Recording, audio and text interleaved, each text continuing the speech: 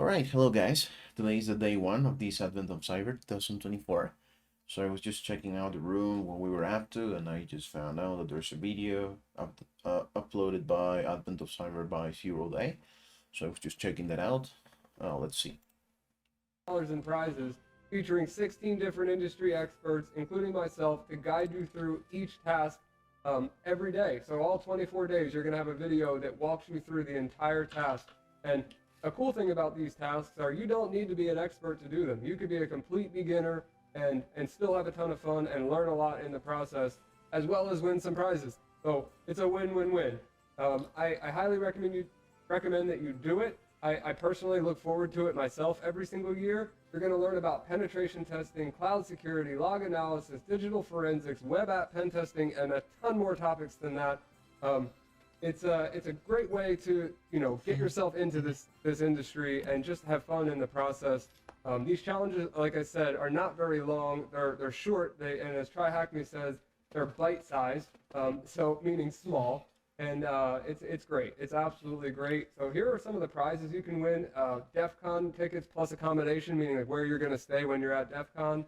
VR headsets, Pac-Man arcade games, Infinity game boards, Sony headphones, standing desks, DEF CON tickets without accommodation. But still amazing value. And all you have to do is keep coming back every single day and doing a task. And it's a ton of fun. So let's jump into the Advent of Cyber room. And then we'll get more into, what comes next. Let's start by joining the Advent of Cyber 2024 room on TryHackMe, and we'll jump into the introduction task here, which says that diving into the wonderful world of cybersecurity by engaging in festive, beginner-friendly exercises every day in the lead up to Christmas. Think of it kind of like an Advent calendar, but with exciting and festive security challenges instead of chocolate, which is better for your health anyway. This is the biggest and best prize draw yet, with over $100,000 in prizes, and I've never seen TryHackMe do anything this large. Guys, I'm speeding this up because I have already read all about this. Right, this room was released a few days ago. They did mention that the first day of this Advent of Cyber would start on December the 1st. So that's why I'm here, right? So I've already read the things that he's going through right now, so I'm just gonna speed that up. Large, it's incredible, and I'm super excited for everybody that's going to win. I went through a lot of the prizes already, but I want to show them again. Here's some photos of them, but something that I didn't include is the 500 subscriptions for 1 month, the 300 3-month subscriptions, the 25 6-month subscriptions, 12-month subscriptions, 400 swag gift cards, which is shirts, hats, mugs, you name it. They're giving out a ton of things, and all you have to do is participate in a free challenge. So let me look at some of the general rules. Breaking any of these rules are going to eliminate you from the event completely. TryHackMe's infrastructure and their open VPN server are off limits to probing, scanning, or exploiting. Users are only authorized to hack machines deployed in the rooms that they have access to. Users are not to target or attack other users. Users should only enter the event once using one account. Don't try to game the system by using multiple accounts or creating bot accounts. There's no cheating, of any sort, or you will be disqualified. Answers to the questions are not to be shared unless shown on videos or streams, of course. And remember, we're hackers. We're going to know if you're cheating, or the TryHackMe staff, for better words, are going to know if you're cheating. So don't even try it. Just have fun and play fairly. How to qualify. So starting with day one, you can every single question that you answer, you're gonna get a raffle ticket, and you can start on day 10, day 15. As long as you complete all of the tasks, you'll have just as many raffle tickets as somebody that started on the first day. That's something important to know because you want to complete all 24 days of Advent of Cyber, because every single question that you answer is equivalent to one raffle ticket, which is one more chance for you to win a prize, as well as getting certificates and a badge. So if you're willing to put your full name into your profile, you'll get a badge at the end once you've completed it. It says your name, and it'll say that you've completed a 24-day cybersecurity challenge, which is a pretty cool thing to have for your resume or whatever else you want to use it for. And then on top of that, in your TryHackMe profile, you're gonna have a badge that says you participated in the event. And then lastly, for this task, there's gonna be videos every single day just like this with other people in the InfoSec space or cybersecurity space with amazing creators, and there's a lot of them to name here, but they're absolutely going to blow your mind with their festive and awesome content. So let's jump into the second task. Starting task 2, joining the community. So following TryHackMe on LinkedIn. I'm going to talk about the Discord in a second.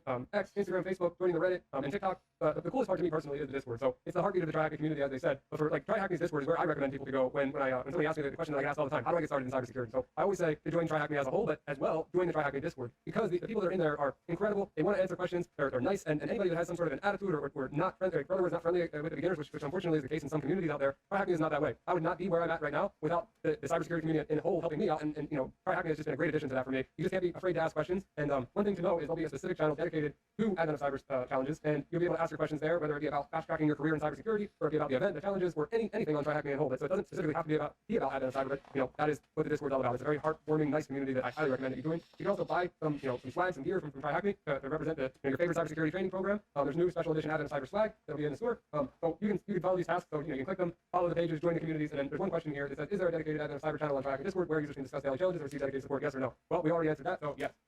You can complete the rest of these questions, and make sure that you follow on all socials and join that Discord. Let's go on to task 3. Task 3, completing admin cyber as an organization. So with TryHackMe for Business, you can get unlimited access to all of TryHackMe content and features, excluding file content. Leverage competitive learning and collectively engage your team in admin cyber tasks, measuring their progress. Create customized learning paths and dive into training topics based on admin cyber and beyond. Training for defensive, offensive, and file security teams. Advanced admin reports and dashboards. Implementation support for your organization. Single sign-on integration and customer success manager dedicated to you. Build your own custom capture the flag events on demand. If you're interested in this, there's a free trial and you can contact the email on this task. And if you are already an existing client, you want to get your company involved, reach out to your customer success manager. Task 4, so how to use TryHackMe. This is going to be a great reference for you to come back to if you get stuck or you forget how to use the platform. Every day the challenges are going to be released at 4 p.m. GMT, with the first one being released on the 1st of December. They're going to vary in difficulty, but they're always going to be aimed at beginners, so don't worry about that. I'm going to go further into how to use the attack box and a lot of what is talked about in this task. But just remember that this task is here if you get stuck. You can reference my video or you can reference this task. But the attack box is something super important that you need to understand to do these challenges if you don't have a virtual machine, which you do not need for this event. But the attack box is a computer in your browser. So once you click that button and you watch the rest of my video, you'll see how that attack box is used to attack the target IP. It might sound a little bit intimidating right now, but this will make a ton of sense in a few minutes.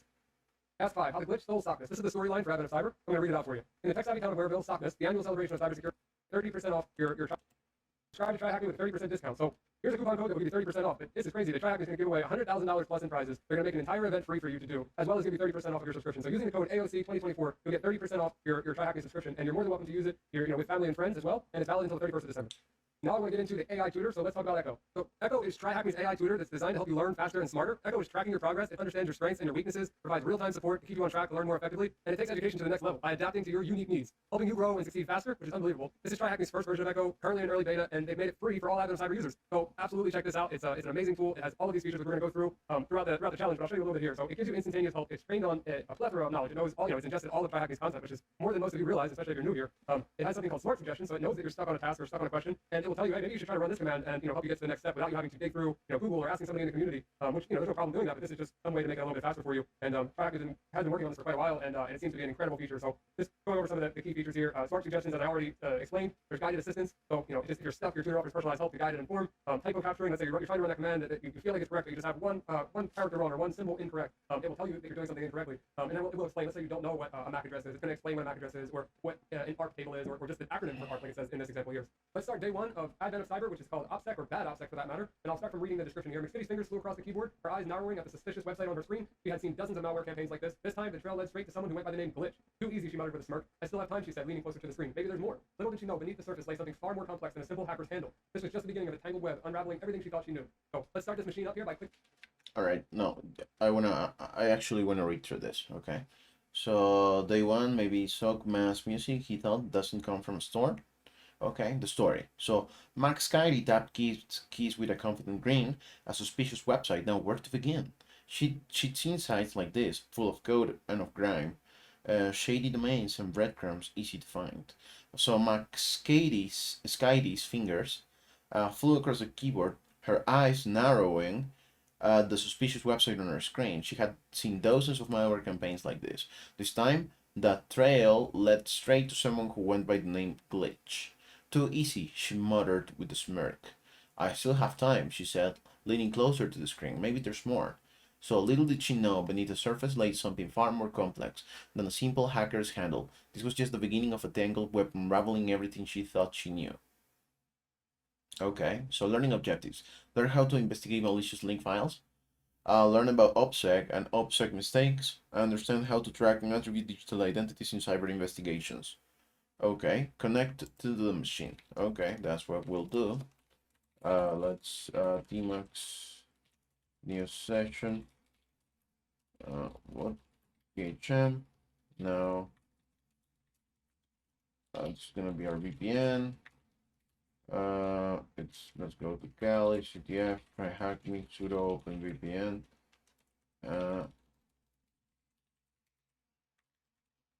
Okay.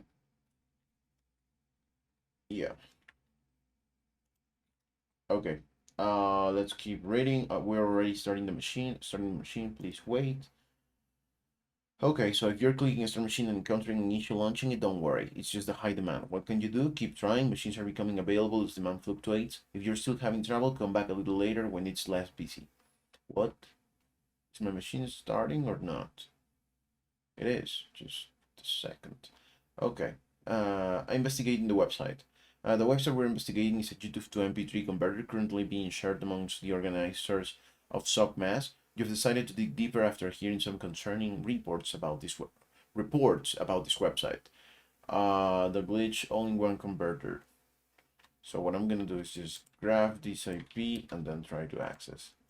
Yeah, we can see the website, right? Just here. Let me close this. Enter you. This is the YouTube to MP3 converter, right? Ultra secure converter, blah blah blah. Okay.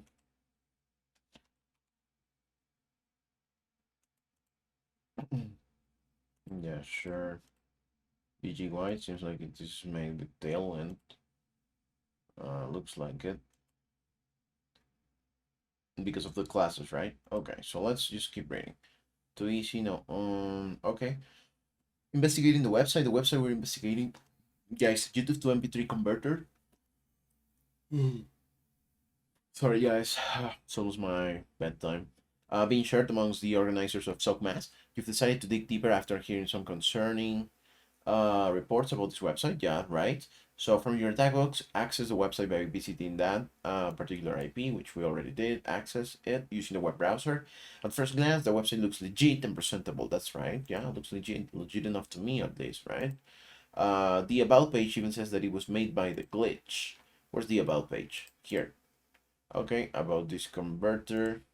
Official statement. Yeah, it was. The glitch personally guaranteed that this converter is completely secure and trustworthy. Okay. Yeah. How considerate of them to make our job easier, right? Scrolling down, you'll see the feature list. Scrolling down, we'll see the feature list. What's that? Recent conversions, ultra secure converter. Yeah, sure. Which promises to be secure and safe, right? Ultra secure, right? Super safe. Like from our experience, that is very likely, right? So use the MP3 converter websites. These websites have been around for a long time. They offer a convenient way to extract audio from YouTube videos, making them popular. However, historically, these websites have been observed to have significant risks, such as malvertising. Many sites contain malicious ads that can exploit vulnerabilities in a user system, which could lead to infection. Phishing scams. Users can be tricked into providing personal or sensitive information via fake surveys or offers. And then bundled malware. Some converters may come with malware, tricking users into unknowingly running it. What nefarious thing does this website have in store for us? We'll find out. Getting some tunes. Okay, let's find out by pasting any YouTube link in the search form and pressing the convert button. And then select either MP3 or MP4 option. This should download a file that we could use to investigate. For example, we can use this particular YouTube link or video. Okay.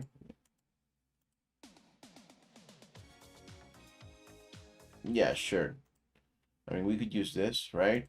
And then we want to convert to MP3 and it's converting. Okay, this should download the file that we could use to investigate. For example, we can use this. Okay, a classic if you ask me. Yeah, it is a classic indeed. Once downloaded, navigate to your downloads folder. Okay, see downloaded.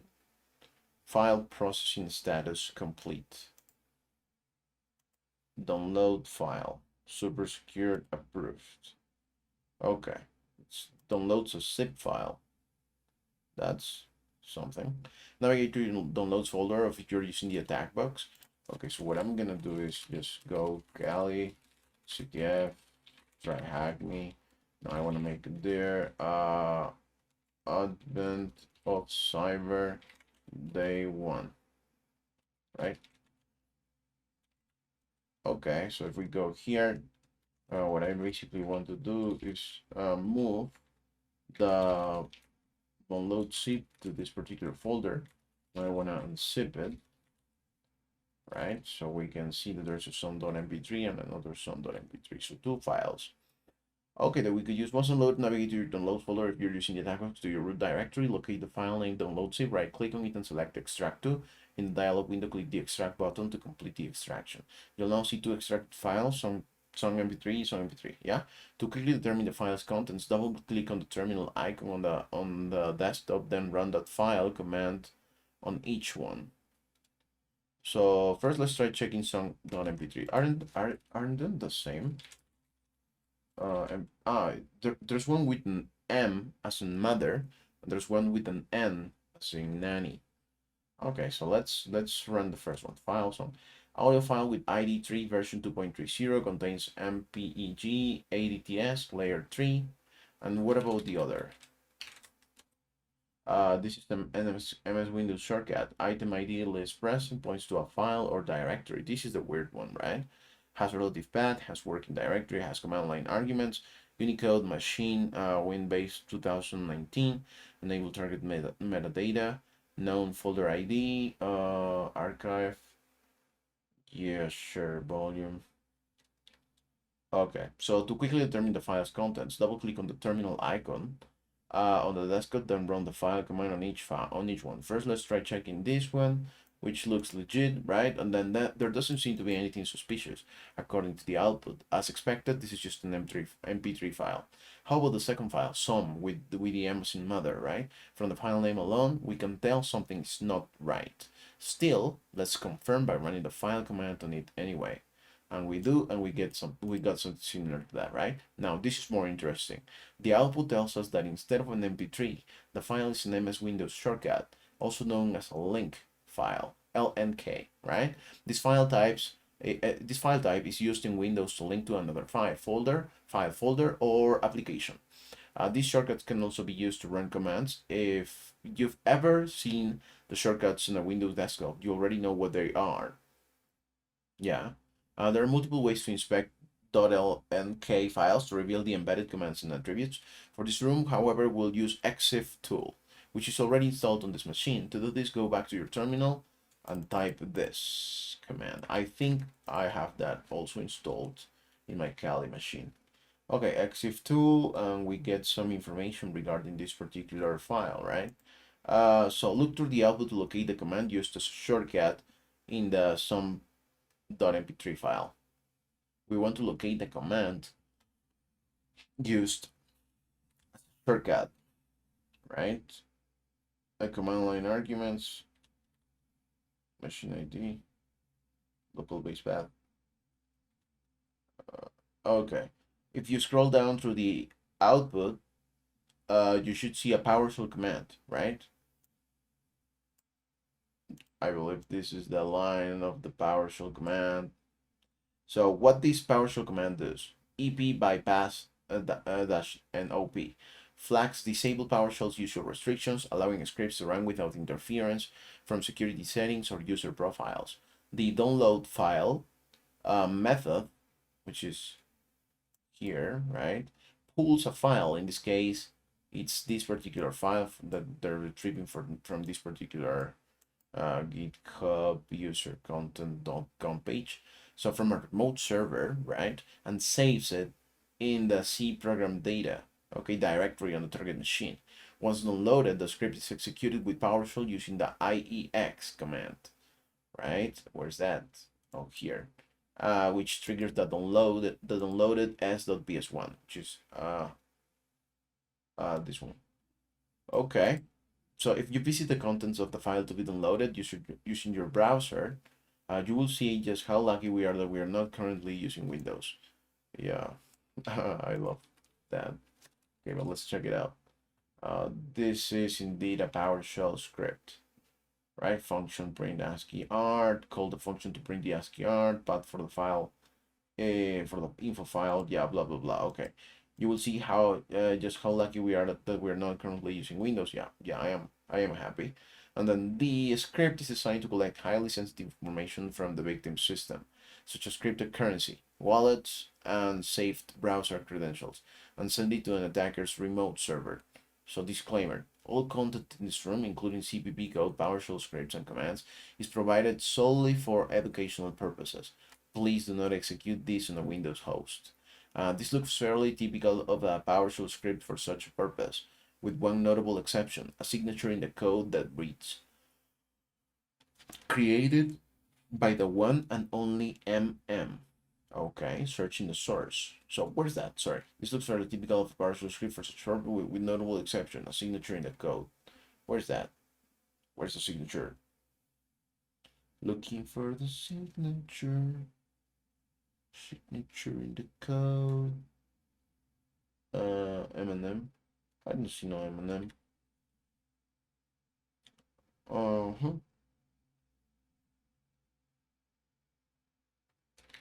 We're checking this, right? Then where's that? Path, blah blah blah blah blah blah. Where's the M and M? Oh, here, created by the one and only. Here it is, right? Host. Okay, this looks fairly typical of a PowerShell script for such purpose, with one notable exception, a signature in the code that reads created by the one and only. Yeah, we got that. Searching the source. Okay, there are many paths we could take to continue our investigation. We could investigate the website further, analyze its source code, or search for open directories that might reveal more information about the malicious actor's setup. We can search for the hash or signature on public malware databases like VirusTotal or any rank or any .run. Okay, each of these methods could yield useful clues. However, for this one, we'll try something a bit different. Okay, what is that? Since we already have the PowerShell code, searching for it online might give us useful leads. It's a long shot, but we'll explore it in this exercise. There are many places where we can search for code. The most widely used is GitHub. Yeah, so let's try searching there. To search effectively, we can look for unique parts of the code that we could use to search with. The more distinctive, the better. So for this scenario, we have the string we've uncovered before that reads, created by the one and only M&M. Okay, search for this on github.com or by going to I actually want to look for this manually. I mean, how do we go about that? Would I just be, oh, okay, I don't have access to my account. I mean, okay, let's try access this link. PowerShell version of this. 10 hours ago. PowerShell version of this. Yeah, sure. Okay, we have string. Where were we? Yeah. Okay, search for this on GitHub or by going directly to this link, and we get something like this, right? PowerShell version of this. There are a couple of files, each from the same user, I think. All right. No, I'm sorry. No, that's not the case. Okay, so let's keep reading. You'll notice something interesting if you explore the pages in the search results. Let's check that out. So if I go here, then I see the pages. In case anyone seeing this is confused, the correct issue for AOC is here. Okay, what is this? Hi, bloatware. I came across this pretty cool C++ script of yours and would like to use it for Wareville. My only issue is that I'm not too good with C++ and I don't really dive. I'm much more comfortable with PowerShell. The code does some interesting things like searching for wallet and browser credential files and sending the findings to a C2 server. I'd love to cross-check my PowerShell version of this, especially since my C++ skills are about as sharp as the buttered knife these days. Appreciate any guidance. Please save me from pointer madness. Yeah, please do also save me too. Okay, so yeah, if you receive an error, it's because GitHub has rate limits in place if you're not signed in. To fix this, you can just sign in with a GitHub account or skip directly to the next step by going here. Okay, let's go here, right? Well, there you have exceeded the secondary rate limit. We haven't gotten that particular message yet. This is the thing that I was just reading. I mean, I mean, yeah. Okay. So, if you look through the search results, you can be able to infer the malicious actor's identity based on information on the project's page and the GitHub issue section, right? Yeah, we atom 1C byte. Okay. What else? Looks like this user has made a critical mistake. Introduction to OPSEC. This is a classic case of OPSEC failure. Operational security is a term originally coined in the military to refer to the process of protecting sensitive information and operations from adversaries. Adversaries, right? The goal is to identify and eliminate potential vulnerabilities before the attacker can learn their identity. In the context of cybersecurity, when malicious actors fail to follow proper OPSEC practices, they might leave digital traces that can be pieced together to reveal their identity. Some common OPSEC mistakes include the following. It will be reusing usernames, email addresses, or account handles across multiple platforms. One might assume that anyone trying to cover their tracks would remove such obvious and incriminating information, but sometimes it's due to vanity or simply forgetfulness. using identifiable metadata in code, documents, or images which may reveal personal information like device names, GPS coordinates, or timestamps. Posting publicly on forums or GitHub, like in this current scenario, right, which we were able to find some GitHub code related to that particular user with details that tie back to their real identity or reveal their location or habits. Failing to use a VPN or proxy while conducting malicious activities allows law enforcement to track the real IP address. Okay, you'd think that someone doing something bad would make OPSEC their top priority, but they're only human and can make mistakes too. For example, here are some real-world OPSEC mistakes that lead to some really big fails. Okay, Alpha Bay admin takedown. Okay, one of the most spectacular OPSEC failures involved Alexander Casas, the administrator of Alpha Bay, one of the largest dark web marketplaces, right? Cases used the email address pimpalex91 at hotmail.com in early welcome emails from this site. The email included his year of birth and the other identifying information, right? He cashed out using Bitcoin account tied to his real name. Uh, Casas reused the username Alpha02 across multiple platforms, linking his dark web identity to forum posts under his real name. Okay, so Chinese military hacking group APT1. Okay, there's also the notorious Chinese hacking group APT1, which made several OPSEC blunders, right? One member, Wan Dong, signed his malware code with the nickname Ugly Gorilla. This nickname was linked to programming forums posts associated with his real name. The group used predictable naming conventions for users, code, and passwords. Their activity consistently aligned with Beijing's business hours, making their location obvious, right? The next one is these failures provided enough information for cybersecurity researchers and law enforcement to publicly identify group members. Okay, uncovering right? If you've truly investigated the GitHub search result, you should have uncovered several clues based on poor OPSEC practices by the malicious actor. We know the attacker left a distinctive signature in the PowerShell code, which is This allowed us to search for related repositories and issues pages on GitHub. We then discovered an issue page where the attacker engaged in discussion. Okay. Providing more context and linking their activity to other projects. Okay. So in this discussion, they responded to a query about modifying the code. This response, paired with their unique handle, was another critical slip-up, leaving behind a trail of evidence that can be traced back to them. By analyzing the timestamps, usernames, and the nature of their interactions, we can now attribute the mastermind behind the attack to what's next? McSkidy dug deeper, her mind sharp and quick, but something felt off. A peculiar trick. The pieces she'd gathered just didn't line. A puzzle with gaps. A tangled design. As McSkidy continued digging, a pattern emerged that didn't fit the persona she was piecing together. A different handle appeared in obscure places, buried deep in the details. Who's McSkidy muttered, the mystery deepening. Okay, even though all signs on the website seemed to point to Glitch as the author, it became clear that someone had gone to great lengths to ensure Glitch's name appeared everywhere. Yet the scattered traces left by suggested a deliberate effort to shift the blame. Okay, so we have some questioning right here. Looks like the song MP3 file is not what we expected. We already ran that in your terminal to find out the author of the song. Who is the author of the song? The author. I mean, who's the author? I don't know. Didn't say nothing here. The author of the song. Wait, what? Oh, exit pool on song. Okay, now we got some information regarding where's the author though? Artist Tyler Ramsby. Is that it? Tyler Ramsby. Okay, Tyler Ramsby.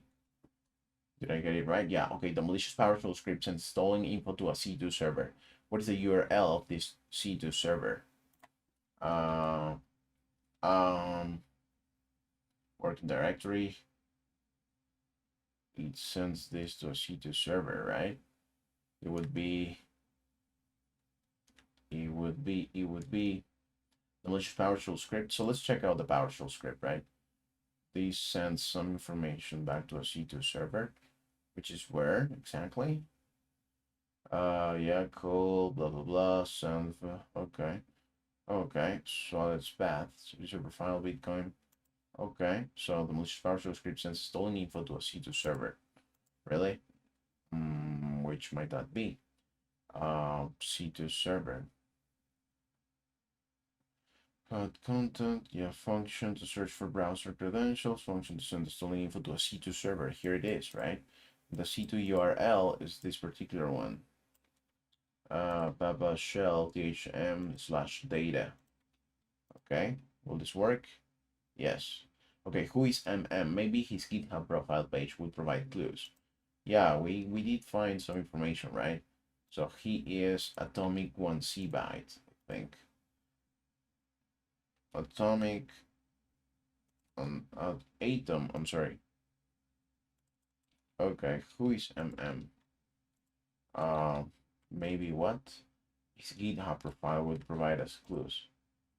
MM, maybe his GitHub profile. I am atomic byte. Sure. You can also contact me here. Yeah, sure. Where's that? Atomic byte. Is that it? Atomic byte? Nope, I don't think that is the case. We'll see. Atomic byte. You can contact me. I'm currently available for collaborating. I don't see no information. Your atomic byte, sure. I'm a developer that loves to collaborate. Don't through no one usually wants my favorite IDs VS Code. 5 years experience, JavaScript. Another thing that you might like is that I love the technical side of Minecraft. I mean, sure. PowerShell version of this exactly. I'm not sure, bro. Which name am I supposed to use? Atomic 1 byte? Is that it? Like atomic? No. Maybe atom. Atom what? Atom 1. So ATOM1. And then what? And then I would place C byte 5. No. Who is MM? Maybe his GitHub profile would provide clues. Who is MM? Author created by this is the author. Only MM.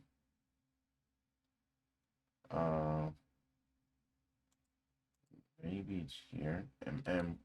Where will THM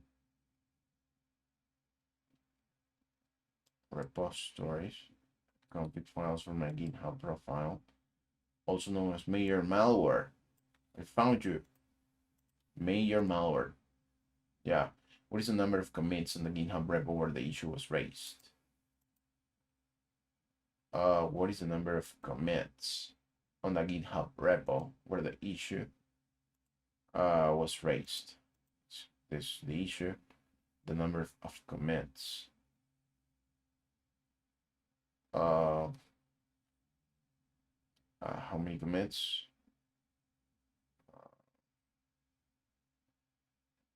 I don't think I can see them. Commits. Copy link. See the owner. One comment. Share. I'm not sure. I'm gonna copy and paste this to my other monitor just to see if maybe me as a logged in user can see something that I'm not being able to see there. But nope, really. It's pretty much the same. So, oh, that's my bad. Also, what is the number of commits in the GitHub repo? Where the, oh, okay, you're talking about the whole repo, right? Repo where the issue was raised. Okay, the number of commits is only one commit. Come on. Yeah.